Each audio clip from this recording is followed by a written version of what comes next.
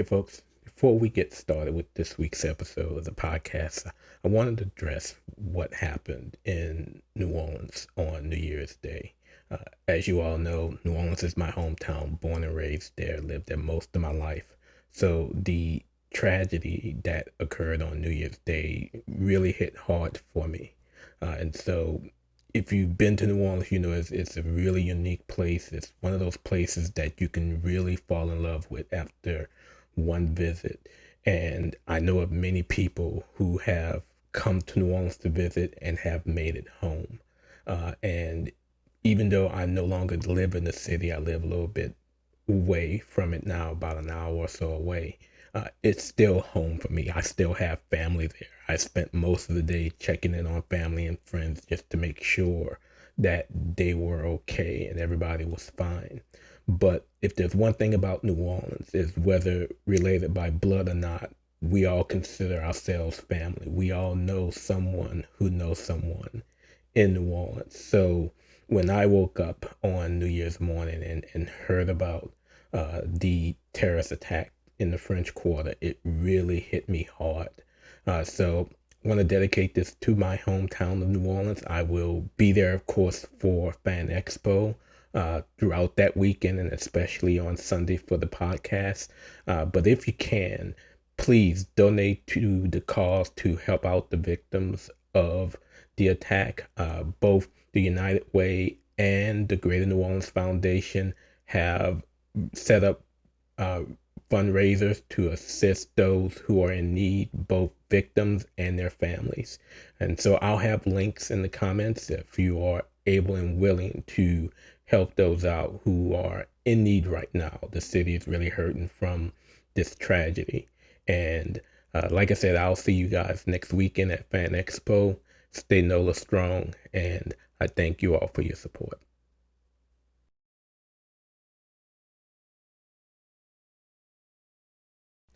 So it's a new year. That means it's a new season. Season 5 of the Comic Bin Comic Book Podcast begins here. Hit the music. It's time for the Comic Bin Comic Book Podcast. The podcast you look forward to for all of your news and reviews of the best comic books hitting stands.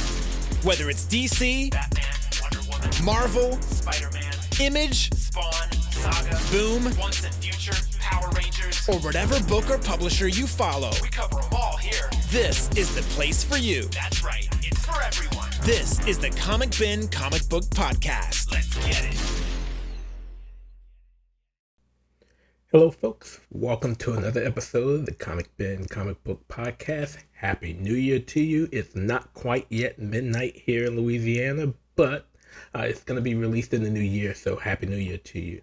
Going to start out this new year and this new season, Season 5, a little bit different. So I sat down earlier this week with writer Tim Hanley, and we talked about his new book, Never A Sidekick, exploring the dynamic history of Batgirl. It's out on shelves now. It came out in the latter part of November.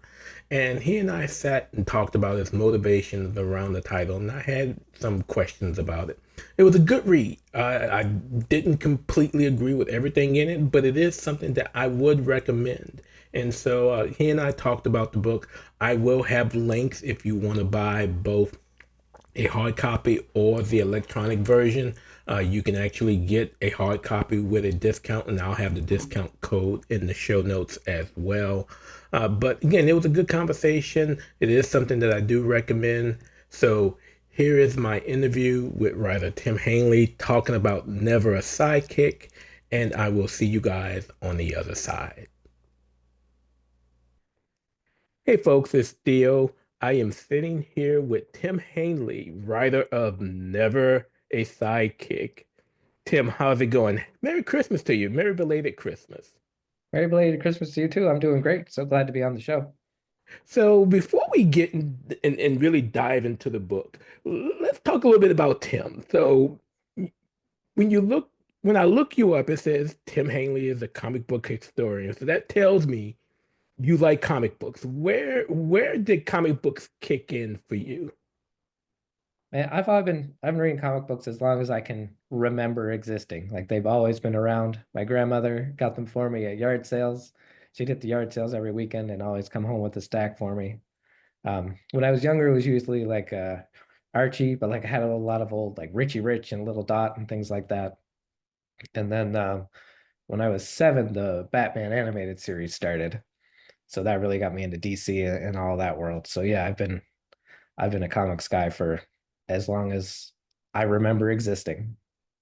Right. So are you is there a comic that truly drew you into being a fan, or was it whatever she got you, that was it?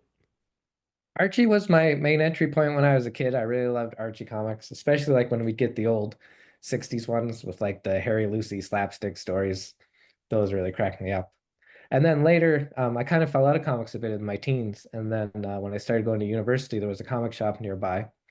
I went in to get a CSI comic because I was like big fan of the show, and I heard they were doing a CSI comic, and they had the Jeff Loeb, Ed McGuinness, Batman Superman had just started, or Okay. Superman Batman, I think is how they did it. And They the art always was flip them. like the cartoons from the early 90s. And I was like, well, I'll check this out for a few bucks. And that kind of drew me back into the fandom in a big way. And I've been all about it ever since. So at what point did you decide that you not only wanted to read comics, you wanted to write about them? What made you want to write about comics? Well, what happened was I was very bored at university. I took history at university and I was doing, all the European stuff, all your kings and your queens and your whatnot, the wars. So And let me cut you off. Don't talk about history too much because my degree's in history as well. Okay, just I love history. I do find after a while academic history kind of eats itself and gets lost in the minutia and you lose kind of the story of the history, which is I think what really draws me to it. So I was taking a course in American pop culture my third year, and I thought, well, let's merge history, which I love, but is maybe kind of boring me a little bit, with comics, which I love, and put it together. So I ended up writing an essay on Batman and the gay panic in the 1950s, which coincidentally comes up in Never A Sidekick. And then from there, I had so much fun doing that, and I felt like, okay, yeah, this is the merging of the things I love. This is everything I love about history, and then I bring the comics into it. So I'm like really into it. I really like doing this. So for my honors thesis, I kept in the 50s. I wrote about DC Comics and the comics code and kind of how DC reshaped the comic book industry in the late 1950s. And then for my master's degree, I kept going and I wrote about Wonder Woman, which ultimately became my first book. okay. And so your focus, you mentioned your honors thesis, but your focus really seems to be on feminism and women in comics. Is it strictly because they've been so underrepresented throughout comics history, or was there something else about it that made you want to focus on them compared to mainstream Batman, Superman, Spider-Man, Captain America? Yeah, underrepresentation is key, I think, because they're such fascinating characters that don't get the attention that all of the big male characters get. But also just in when I got into Wonder Woman, it was just out of straight curiosity. I've been researching comics for like the past 2 years. I kept seeing these weird things about Wonder Woman, bondage in the 40s, kind of domestication in the 50s, connection with Ms. Magazine, Gloria Steinem, and feminism in the 70s. I thought, ooh, there's something here that might be interesting. Just from a sheer just material point, I thought, oh, this could be really cool. And then as I got into it, I ended up reading like a lot of foundational feminist texts, like your Simone de Beauvoir to kind of understand the 40s, and then all your Gloria Steinem stuff to understand the 70s. And I was like, oh yeah, these ladies are making great points. There's definite an imbalance in society. I would not have called myself a feminist before I started researching Wonder Woman. And then once I did, I was like, okay, yeah, this is huge. This is how the world works. And then when you put that on comic books, it's like, oh wow, this even more so. Comics are such a microcosm of the world in which they are created that the kind of the sexism that pervades the industry is so blatant when you step back and you can see it. So that's since then kind of been my lane to kind of bring attention to these great female characters, but also the inequality in the industry and how that's affected the characters over the decades, because each character becomes such a fascinating example of kind of how women have progressed through society over the past, 80 years superheroes have been around. So at one point, you mentioned your love for Archie. One of your books ended up being about Betty and Veronica. How excited were you to get behind your favorite comic and to write about those two extraordinary characters? I'm gonna hold off my main question till we get to rapid fires, but when you got to write about Betty and Veronica and their long history that continues today, I still read Archie comics. I remember first picking them up with the Archie Digest. You can even get them from the grocery store. You didn't have to worry about looking inside a comic shop or on a spinner rack. You can go and get in line at Winn-Dixie and they were sitting right there on the shelves. So how was that when you said, okay, I got my master's thesis done, but now I want to write about my favorite comic book being Archie and Archie comics. Let me talk about those two central ladies that really was central to Archie's world. Hmm. Yeah, I was so excited because man, I still love Archie. I'm like you, I still read the books. I still get the digest. I don't know if the deal's down in the south, but if you come up here, you go to Walmart, you can get 4 magazines for $12, I or three. wish. Yeah, I think it's three for 12, and you can get like double digest. And I do it every summer, treat myself to a few digests, have a great time. Um, but yeah, to get to dig into it was so cool because, like you, I read the digest mostly when I was a kid, and the digest kind of jumble all the time periods together, and they even take away context clues, like they update, like if they mention a celebrity, they change to someone new. If they mention a price, they make it the price that it would be, at the time of publication. So everything kind of gets jumbled into this weird amorphous, timeless thing. So for the book, I got to pull that all apart and read it, era by era, and see how these two kind of pivotal characters, these two very different depictions of women, evolved and changed over the years, like who had kind of more of the upper hand with each decade and how that all ebbed and flowed over the 80 years of Archie comics. And it was absolutely fascinating to dig into once I was able to pull back and examine it from that very specific timeline perspective. It was great, and I think it turned into a really fun book that is a surprising look at the characters because we know them as such archetypes, but when you can piece them out decade by decade and see, oh, here are the changes, here how they have evolved, I think it is really fascinating. So before this, my last question before we get into the book, what do you think of the current version of Archie comics? Because we see now, I mean, that world, that universe has really blown up. So we not only get the digest that's still there, but excuse me, but we now see Archie doing so much more. We see different versions, and we see Jughead as a werewolf. We see Veronica as a vampire. That universe has just totally blown up with what they're doing. Is it more exciting today than it was when we were kids for you? It's I think it's more exciting as an adult now than if I was an adult, like back in the early 90s when I was reading Archie comics and it was just the usual ones. I think having this whole range is really cool and really smart. They're a publisher that's managed to stay relevant, which is hard to do, especially in kids comics. It's a business that's tough to keep going. And what I found in all these adaptations they've been doing, even with like Riverdale, which feels like such a departure, is when you look at its core, the characters are always the characters, no matter the situation you put them in. So Riverdale's this weird, spooky noir kind of thing that goes into magic and time travels nuts.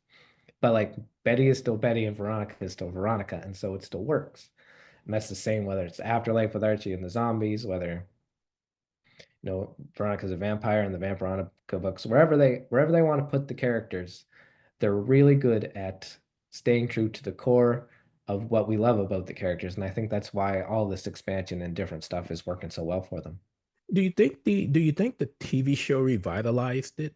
Or do you think Archie is just one of those brands that just can live on forever? I think the TV show helped. I think it helped kind of push the boundaries of kind of the more mature stuff they could do with Archie. But it had already started, like Afterlife with Archie, I think was a few years before. And even that Married Life. kind of series where there's like the dual past where Archie marries Betty and Archie marries Veronica, and the story's going from there. Dealt with kind of more mature stuff than the usual digest kind of floppy fare ever addressed. So they were heading in that direction, and then I think Riverdale really cemented like, okay, we can do anything with these characters, and people are going to show up, and so long as we stay true to the core of who they are, it's going to work for us. Never a Sidekick, exploring the dynamic history of Batgirl. It's been out a few weeks now. Came out latter part of November, early December. How's the reception been thus far? It's been lovely. Folks seem to be enjoying it, which is great. It's always fun when you tackle a new character and you get kind of the people that have followed your work and they're excited for the new book. But then you get folks that have maybe haven't heard of you before, but they love Batgirl, so they want to dive into it. So it's been really exciting to see folks that are keen to dig into it, and the response so far has been really lovely. So at what point did you decide that Batgirl would be your next focus? What was it about Batgirl, especially considering her history? And unlike unlike a Betty and Veronica, who's been Betty and Veronica for their entirety, Batgirl's history is a little jumbled, considering going all the way back to the original Batwoman before we get into Barbara as Batgirl, and then Cassandra and Stephanie, and going back to Barbara. At what point, what made you decide that Batgirl was the next thing that you wanted to dive into? I'd wanted to do a Batgirl book earlier, actually. I wanted it to be my fourth book because I did Wonder Woman first, so like a classic hero. I did Lois Lane second, so romantic interest, kind of different side of the genre. Catwoman was third, so we kind of get the villain perspective. Then I thought I'll do Batgirl next, and we'll get a sidekick, but not a sidekick, sort of an auxiliary character that kind of derives from a male character. And then the publisher I was working with at the time had some big changes, and the book just never happened. So that would have been about 2017, I think I was working on that. Then I went to a new publisher. I did the Betty Veronica book, ton of fun. I did Not All Supermen, which was kind of more of a macro look at the industry. And then the Batgirl movie was announced, shot, and canceled and shelved. We're never ever going Don't to see it. remind me. Oh, Uh, don't remind. ridiculous.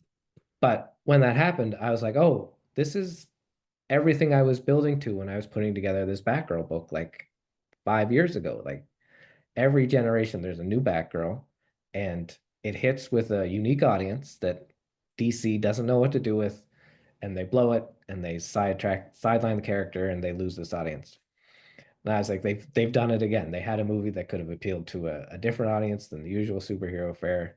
It looked really cool, looked really fun, and this time it was Warner Brothers more than DC directly, but then they blew it. They said, no, we're going to put all our money on The Flash and Black Adam and whatever other terrible films they've put out lately that bombed. And it's everything they've done with Batgirl over the decades in one neat package that shows kind of the ridiculousness of it all. So the collapse of the movie made you think, let's go back and put this together again and have it all together, and then kind of tie up in this neat bow at the end with the movie, which terrible for us as fans. Very good for me as a writer to have that to kind of bring it all together at the end. Especially considering what they replaced it with the Flash. I know. I know. Yeah, that could be an entirely different topic right there. Superman trailer looks good, so Oh, let's yeah, I'm excited. Yeah, that was really fun. Um, unlike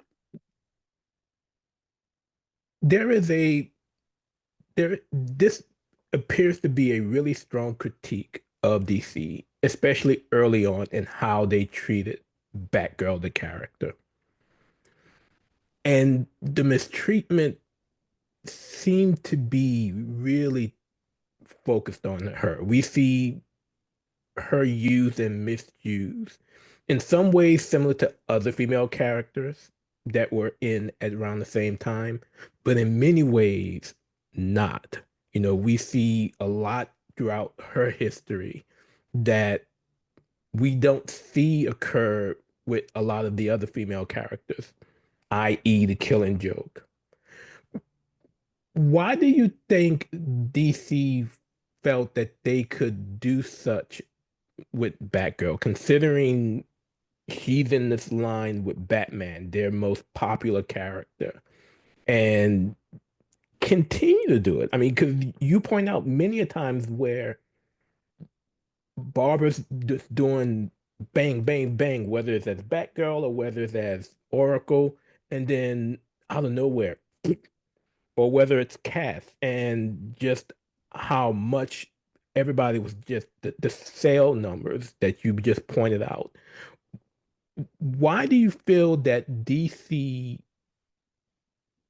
felt that they could do a lot more negatively with Batgirl compared to some of the other female characters? I mean, I would imagine that Wonder Woman's Trinity, we're not gonna touch her. But still, we had characters like Dinah. We had other female characters that were within the universe. Yet why was it a lot more focused on Batgirl compared to those others? Yeah, I think the way they treat Batgirl and all the different ways they've managed to harm and sideline the characters are kind of part and parcel with how they treat female characters, as you pointed out. It's just what usually happens with these female characters is they go away. So, new female characters introduced, something happens, eventually they get tired of them, they're sidelined in some capacity. That's kind of the usual arc for female characters. I think the Bat connection in this particular instance is what keeps bringing her back. Batman is such a force at DC, obviously part of the Trinity, that having a character who is Batgirl or Batwoman, depending, um, means they're going to keep trying it, but they're going to try it and then treat her like they do every other female character historically, which is poorly, and then get rid of her when whatever they planned doesn't go the way they thought it would. So I think that that back connection is gives her a longevity that keeps the character around, which is in many ways good, but also it's a female character at DC, and until very recently, that meant it was going to go badly for you. The Killing Joke, of course, being the worst instance of it. But yet, the Killing Joke is bad, but like what happened to the Killing Joke has happened to other characters. It's just we usually don't see those characters again because they're not connected to such a big piece of DC as Batman.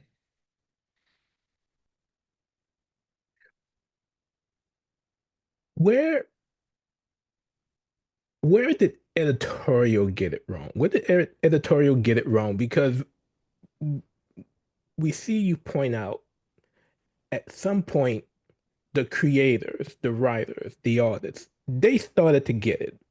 Even someone as conservative as Chuck Dixon, he got it with regards to the treatment of Babs and how she should be presented as a character. You spoke very highly of Gail Simone and what she did on Birds of Prey and how she treated Babs on her return as Batgirl in New 52. Why did it take editorial so long to get it compared to the creators who, of course, they're getting the feedback from the fans, saying, hey, we like this, we love this, we don't like this, we don't love this. Where was the disconnect? Was it was it was it strictly was it strictly sexism, or did you think there was something else? I mean, sexism always a big part of how female characters are treated in superhero comics. I think what happens with the Batgirls is it's each generation of editors finds a new way to mess it up. And then within each of those generations, there seems to be a generational divide between the creative side and the editorial side.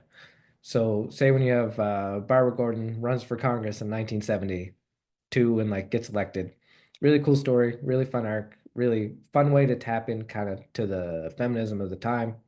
Um, that's written by someone who's much younger than anyone edited the book. It's someone who's got, kind of a connection with the world around them. And it's interesting and it's compelling stuff. And it's someone who wants to tell a good story. And the editor's like, no, we're selling comic books. We're not trying to push any kind of envelope here. And so Batgirl goes off to Washington and the story ends.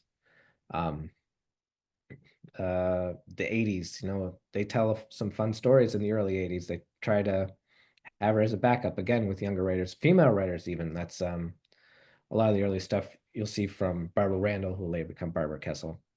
Um, but again, editorial is like, no, that's not what we're trying to do. We're not trying to appeal to like new audiences or present female characters in different interesting ways. We have a lane. It's you know young men. That's all we care about.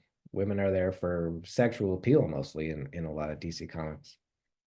So I think every time, because Batgirl's never been like a hugely popular character, it's often given to younger writers or writers who aren't as high profile. Chuck Dixon is a big exception. Um, that he did Birds of Prey, I think, is one of the reasons it lasted so long in the beginning, because he had a certain pedigree, and that's kind of a rare instance where Barbara ends up in the hands of someone quite famous to start with. But when Gail Simone comes on Birds of Prey, she's written, a handful of issues somewhere else. She's a brand new writer. And so it's that thing where someone new to the game, trying something new, even Chuck Dixon, in the game for a while, but definitely trying something new with Birds of Prey, bringing these female characters together. And editorial is just kind of more conservative in its approach than the creatives ever are, and they just always seem to not get it, and then end up sidelining the character yet again. Considering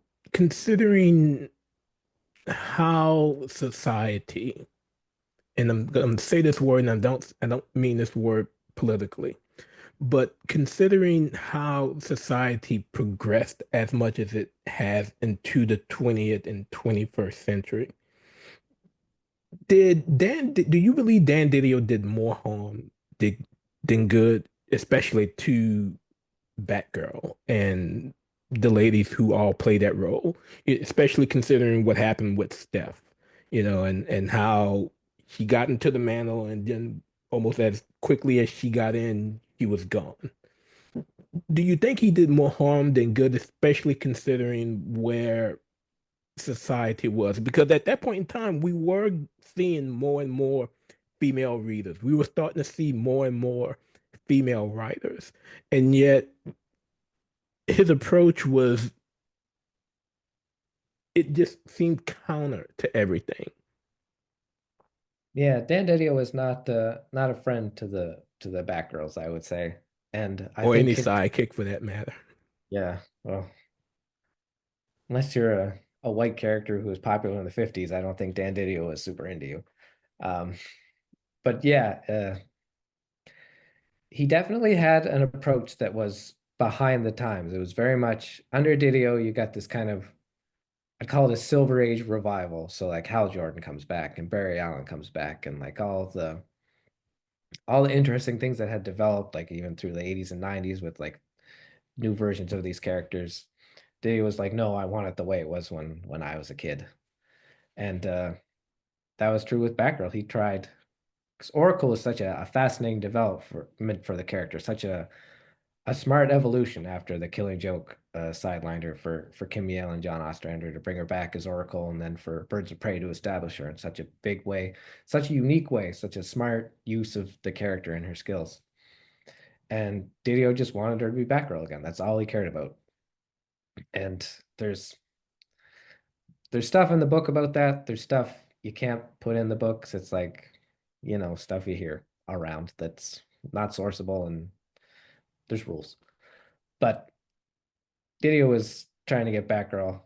Even before Didio, they were trying to get Oracle back as Batgirl, and finally succeeded with the relaunch. But yeah, in doing the relaunch, got rid of Stephanie, who had only been there for 2 years. He, of course, treated Stephanie terribly in the War Games event where she became Robin just as a publicity stunt and then was killed.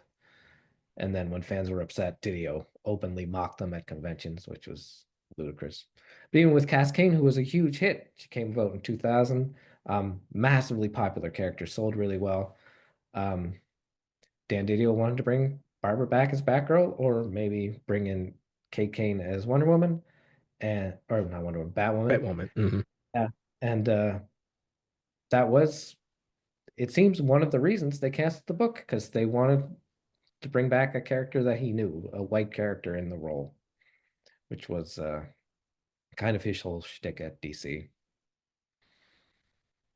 Do you think do you do you think things are in better hands? I've met Marie Javins a few times at cons, that I've covered. Even before she actually moved into the role as editor-in-chief, the premise and the focus of characters, especially female characters, that DC's really started to make a change. I mean, we see it today right now with Batgirl having her own series again with Cassandra. Do you think do you think DC has finally got it? Especially again with the boom of female characters and female readers with books.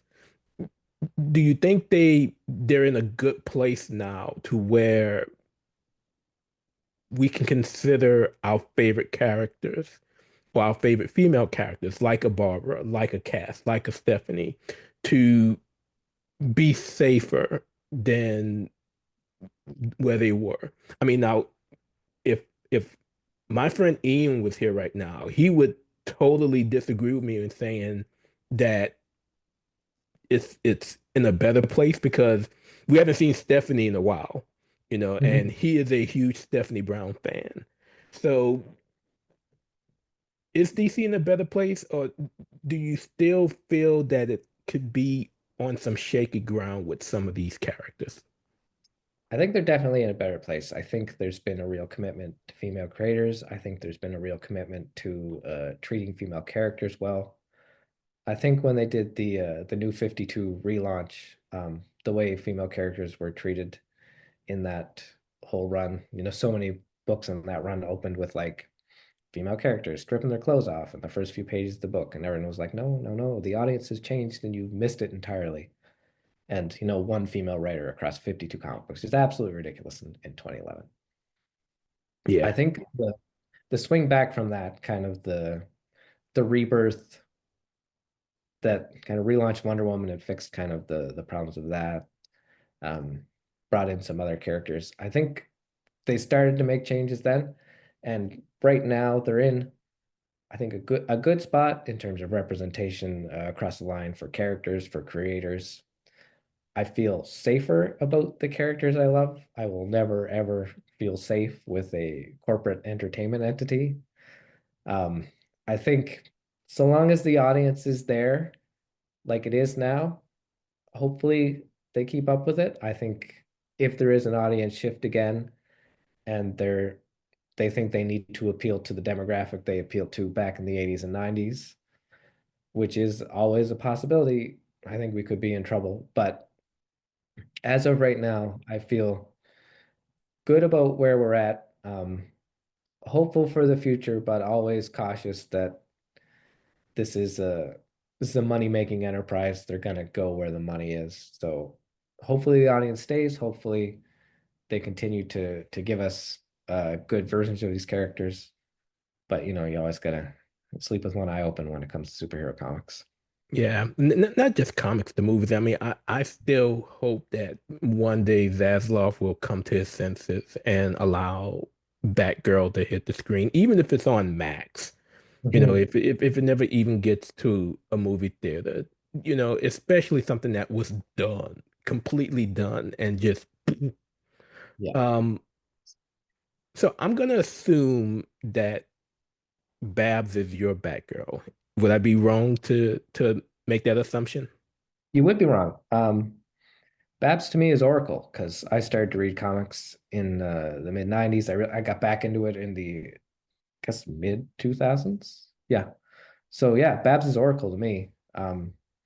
like I've obviously gone back. I know the stories. I've seen Babs as, Batgirl on the '60s show, which I watched as a kid, and like the animated series. But my Batgirl is Cass because Cass came in 2000, and then I get back into comics soon after. So yeah, Cass is absolutely my Batgirl. Yeah, all right. If we on the same page.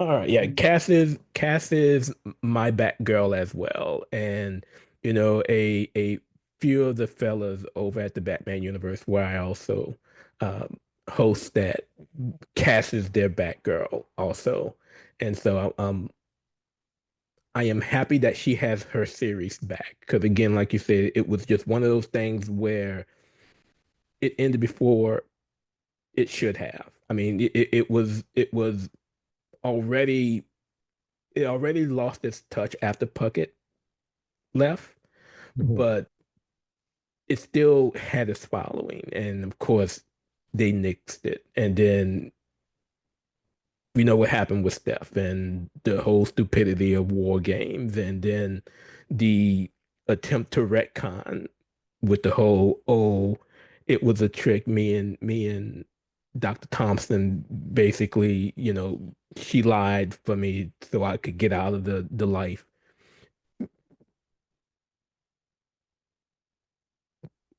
Do you think DC is trying to have it both ways now with the story of the chip that's still there for Babs, yet she's in the Oracle role more and more today, especially since the later runs of Batman as we move from James Tynion to Chip Zdarsky, we see her more as Oracle. But do you think DC is using that cybernetic chip to have it both ways so that if someone comes around and say, "Yeah, I wanted to be Batgirl again," she's Batgirl?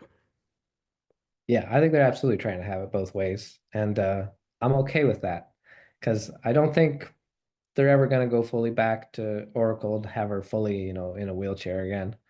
But if we can have that aspect of the character, if we can have, you know, a discussion of some sorts of disability issues with the character, I think it's nice to bring that aspect of her back to the fore, but also, have cast around in her own series. And be nice to see Steph again.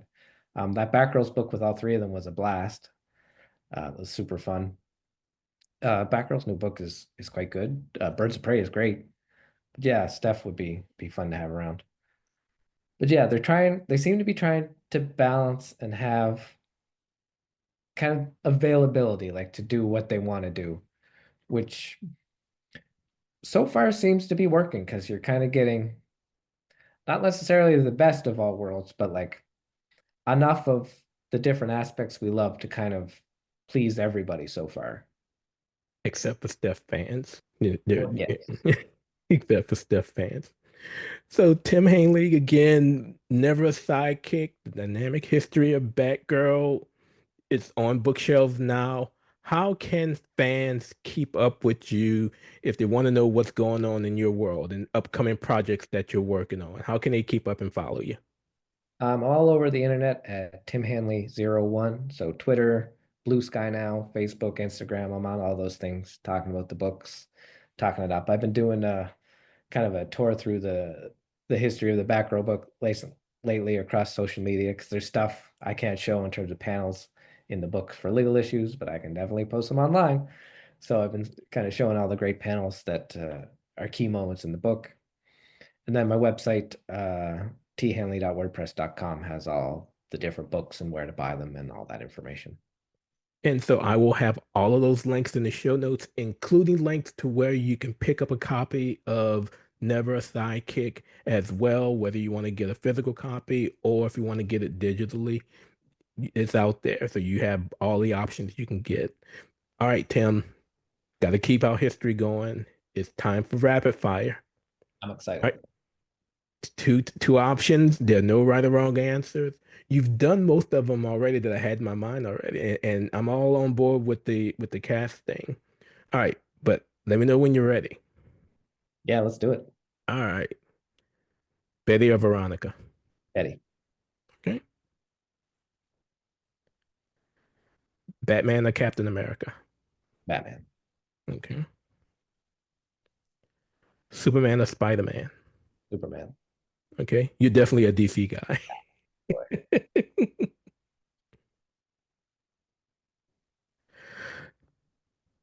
Dinah or Helena? Dinah. Final answer. Yeah. Okay, I'm gonna give Helena another chance. Helena or Lady Blackhawk? Helena. Okay, there we go. Gail Simone or Chuck Dixon? Yelson on. I love Gail. Last one, and this is the one that asks everyone. Justice League Unlimited or Batman the Animated Series?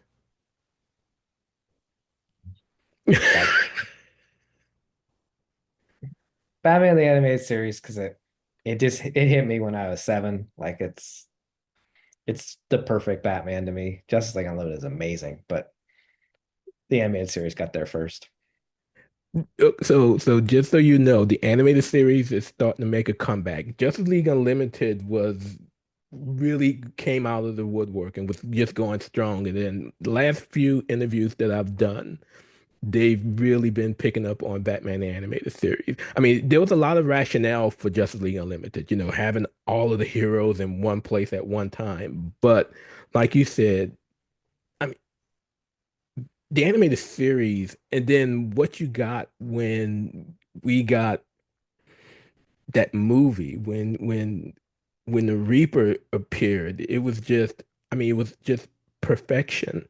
And so, yeah, I don't get a vote on that one because I'm trying to be unbiased, even though I am a Batman fan. But yeah, Batman the Animated Series has been making a comeback on Justice League Unlimited. So I am keeping score. It is now 3-2. So we will see what the next one will be. So that will be Stephanie Williams when I meet her at Fan Expo. Tim Hanley, thank you so much for joining me here on the Comic Bin Comic Book Cop Podcast. Thank you so much. Have a wonderful new year. Thanks so much for having me. It's been a great time, and happy New Year to you too. All right. So again, I want to thank Tim Hanley for sitting with me to talk about Never a Sidekick. Again, I enjoyed the book. It was really a good read. I'm going to have links to the book to where you can buy it both electronically from Amazon. You click that link, you can help out the site, or you can get it from Rowman and Littlefield's website, the publisher. And I'll have that link as well as a promo code to get a discount on the hard copy. But again, it was a good read. I enjoyed it. And, I hope you enjoy it too if you pick it up. So that's going to do it for this episode of the Comic Book Podcast. Next time it's going to be a quick turnaround. I'm actually going to release this next episode on this coming Monday, but it'll be my audio interview with writer Jeremy Adams, and we sat down and we talked about Aquaman. The first issue is out on this coming Wednesday from DC Comics, and I've already read it. I'm excited about it. It was a great read that comes out in the aftermath of Absolute Power. And if you've been following that, you know that some of the powers of our heroes haven't gone back as they were supposed to. And you've seen the preview images already. Aquaman has picked up and absorbed some of the powers from his beloved Mera. So we will see how that new adventure for Arthur happens. But again, I'm excited for that first issue. I'm excited for this new season. And so to close things out, remember, Fan Expo is in New Orleans this coming weekend, the weekend of the 10th, 11th, and the 12th. I will be there on stage at Fan Expo on Sunday, January the 12th at 4 p.m. local time. So again, if you're going to be attending Fan Expo, I strongly, strongly hope you come out and check me out. I'll be on the creator stage in room 209 on that Sunday. So come and check it out. I'm going to have some prizes as I give my favorites from 2024. And then give opportunities for you all to win some prizes. So I hope to see you all there. That is going to do it for this episode of the Comic Bin Comic Book Podcast. I'd like to thank you all for your continued support of the program. The Comic Bin Podcast, as well as the Comic Book Spot, are a part of the Comic Book Source family of sites and media. You can follow the podcast on Twitter X at comic_bin, or my personal account at BatmanFan_4life. You can also find us on Facebook, Instagram, Blue Sky, and Threads. We're all over social media. You can also follow our sister site over at thebatmanuniverse.net for all of your news and reviews in the world of Batman. Tune in next time as we give you more in the world of comic books. Again, we truly appreciate your support. But until we meet again next time, keep reading those comics.